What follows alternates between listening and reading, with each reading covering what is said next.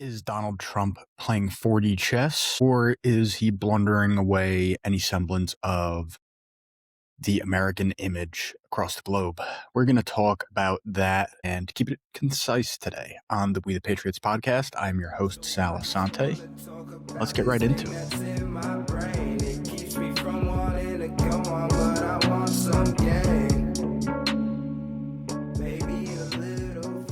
So over the past week, there was a alleged ceasefire that was reached and broken. What happened? Well, let's talk about that. Donald Trump allegedly reached an agreement with the Iranians through Pakistan. Now, what has been put up as the 10-point plan, 10-point proposal that everybody's talking about is not publicly known. So everybody's best guess is just that. It's their best guess. What does it actually entail? From everything that I can determine, the 10 points are something like the following. One being that the U.S. will commit to non-aggression. Two, that Iranian control over the Strait of Hormuz will be solidified. Three, the acceptance of Iran's right to enrich uranium. Four, lifting of all primary sanctions on Iran. Five, lifting of all secondary sanctions on Iran. Number six, termination of all UN Security Council resolutions against Iran. Number seven, termination of all I-8 Board of Governors resolutions on Iran's nuclear program. Number eight, the end to hostilities on all fronts, and that's including attacks against Hezbollah in Lebanon and other proxies that mainly Israel has been in conflict with.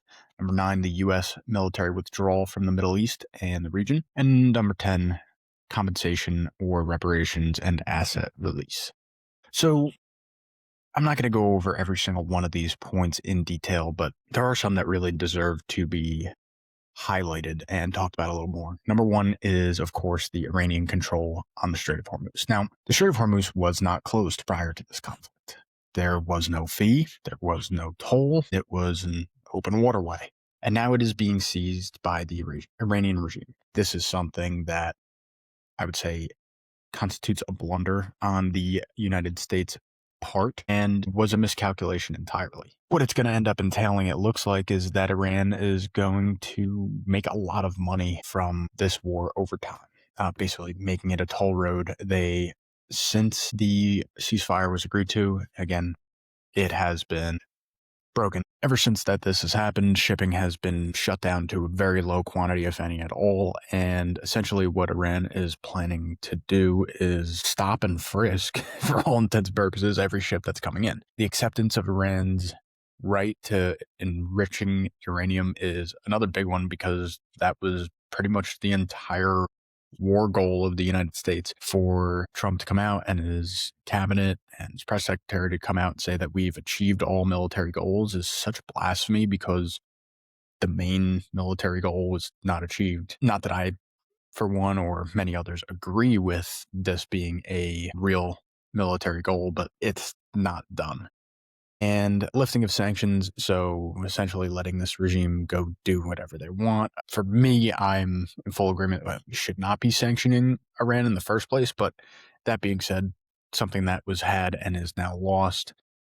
Then you have the ending all hostilities on all fronts, including Hezbollah and Lebanon, and essentially every military operation that the state of Israel is going through right now is crucial, because that is basically what broke within hours, or maybe even as the deal was being signed, or I shouldn't say signed, as the agreement was coming to be. It never really was a thing. So when it comes down to it, and I guess another one to point out before I move on, the U.S. withdrawal completely from the Middle East. Not that I expect that ever to really be the case, but the fact that this was in the deal was kind of very interesting. And of course, we're going to pay them for shooting at them. So when you look at it in its entirety, it is basically complete and total admittance, or coming out and saying that the U.S. has lost. And the fact that the U.S. agreed to this, or Trump agreed to this, is frankly quite embarrassing. I, for one, am very happy that an agreement was reached, but upon coming to and realizing some of these details, there was no possible way that this would hold. So when it comes down to it, what was the point of this?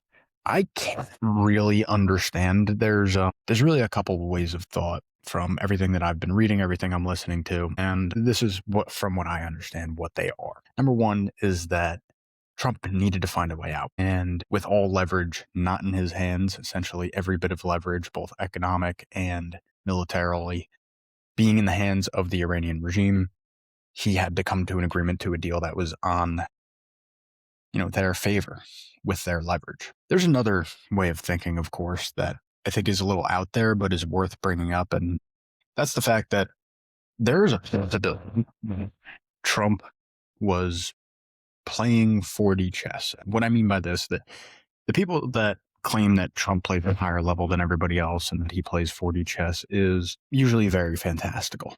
Generally speaking, doesn't bear any truth whatsoever to the situation and is mostly an afterthought, hindsight 2020, trying to make excuses for the poor actions taken by Donald Trump. Now, one of the 4D chess angles of this could be that Donald Trump is looking for a way to start breaking up what is the alliance between the United States and Israel. Now, what does that mean?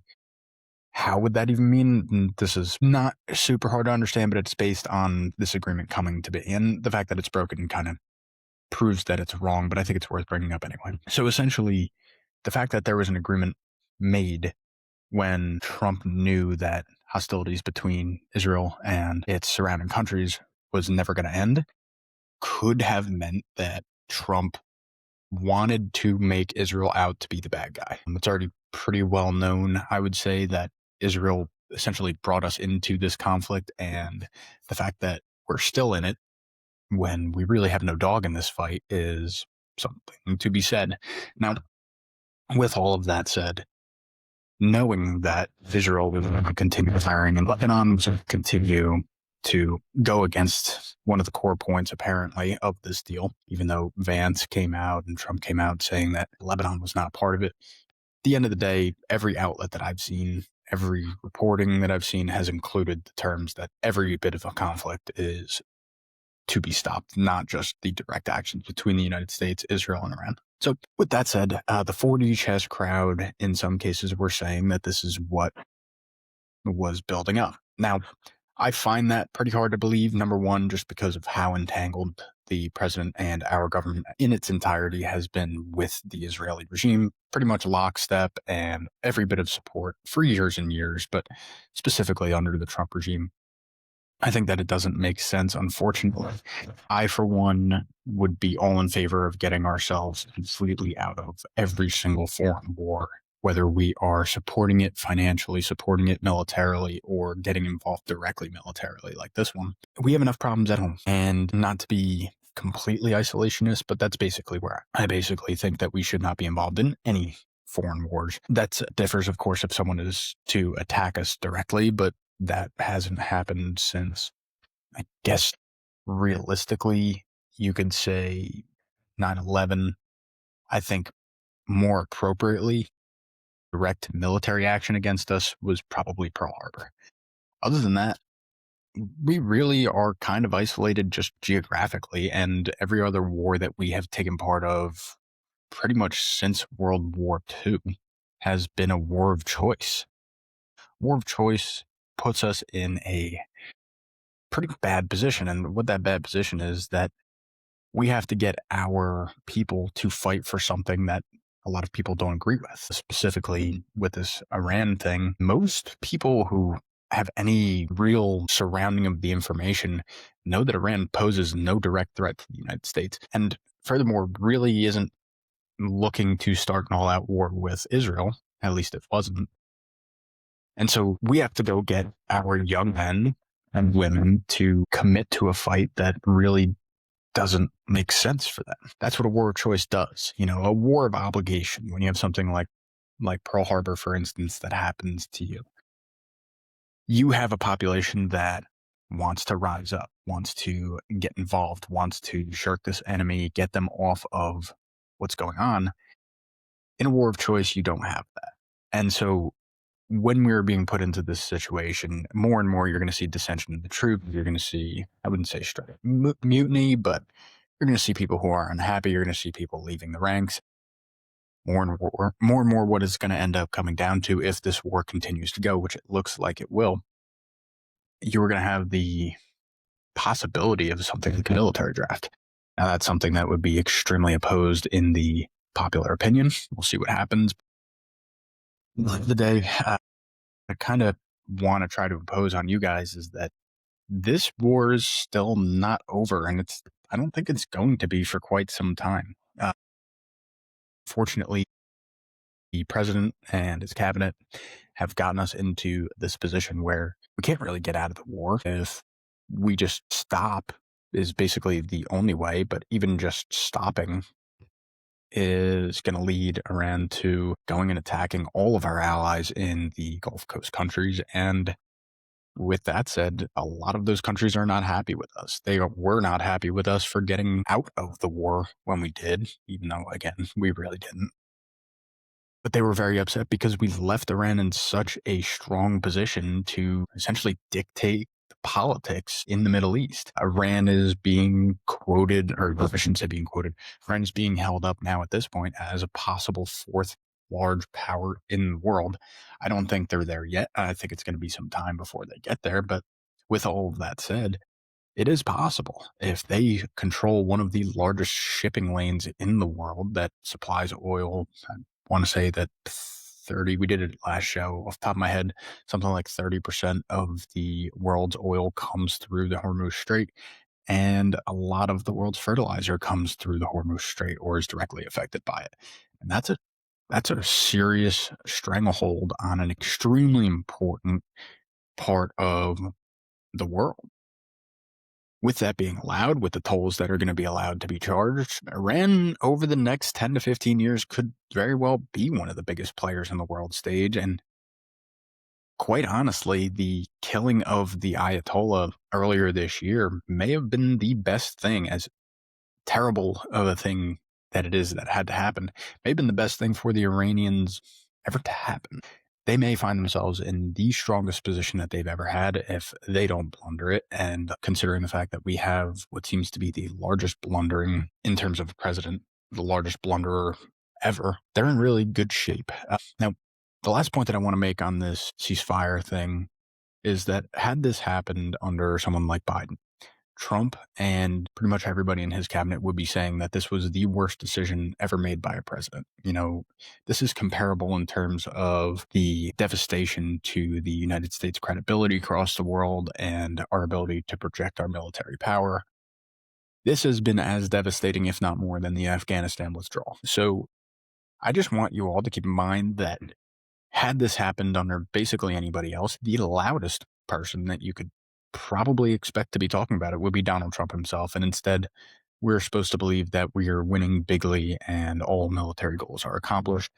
Just keep it in mind, folks, that couldn't be further from the truth. That's really all I got for you guys today. I'm sorry to linger on this Iran war thing, but it is so important. It is going to be, unfortunately, one of the things that's dictating how this year and honestly the future of our lives and the world is going to continue to go. And for that reason, I'm going to continue to talk about it until there's a resolution. And my expectation is that there will not be a resolution for, I don't think, probably until mid to late summer, if there is one. So hunker down, do what you got to do, save up your money, because this stuff is going to continue to drive prices up, and do your best to stay out of the place where you can't get your thoughts processed. That's about all I got for you guys today. I hope you guys have a very good week. We'll be back next week. I'll try to make a consolidation of some different topic. That way we can get off this for a week. But if something big comes up, like a peace proposal that goes down in flames, we might just have to talk about it. I wish I were the fucking state. I wanna be something, not nothing. Trapped inside my dream and I'm running away from these demons. But the feeling's so good, I'ma keep dreaming.